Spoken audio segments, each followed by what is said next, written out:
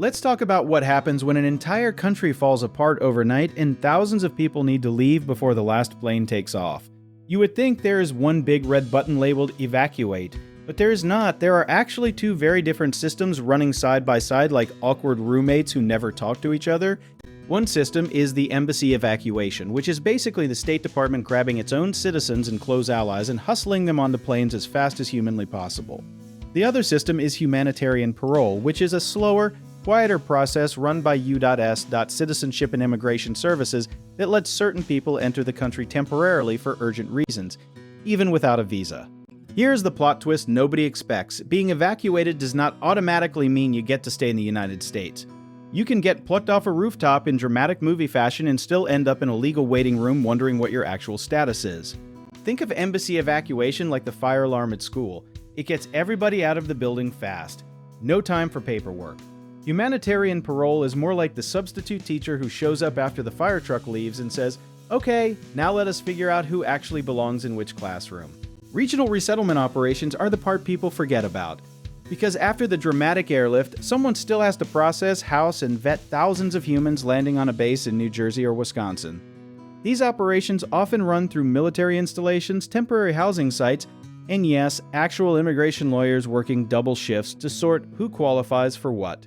This is where immigration lawyers become less like courtroom dramas and more like air traffic controllers for human lives. They are the ones translating chaos into forms, deadlines, and categories the government actually recognizes. Let us clear up a common mix-up. Humanitarian parole is not the same as asylum, even though people use the words like they are interchangeable at a family dinner. Parole is temporary permission to be here. Asylum is a longer legal fight to actually stay, and confusing the two has cost real people real time they did not have. Historically, the United States used parole for big chaotic moments, like after the fall of Saigon in 1975 when tens of thousands of people needed a legal doorway that did not exist yet. Fast forward to more recent operations, like evacuations from Afghanistan and later crisis zones, and you see the same pattern repeating: evacuate first, sort the legal status later. Here is the part that feels like a bad plot twist in a heist movie. Parole usually comes with an expiration date. So the government flies you here on humanitarian grounds and then months later says, "Hey, by the way, you need a lawyer to help you find a real long-term path or you might have to leave." This is why immigration lawyers matter way more than the dramatic airport scenes suggest. Because the real crisis often starts after the cameras leave. Someone has to help these families apply for asylum, adjust status, or find another lawful pathway before that parole clock runs out.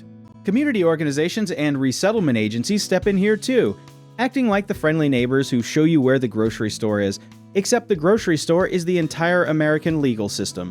They coordinate housing, work permits, and yes, legal referrals, because no family should have to Google their rights alone. People often assume the government has one big master plan connecting evacuation to permanent residency, like a subway map with clear connecting lines. In reality, it is more like several different trains running on separate tracks that occasionally, awkwardly, intersect.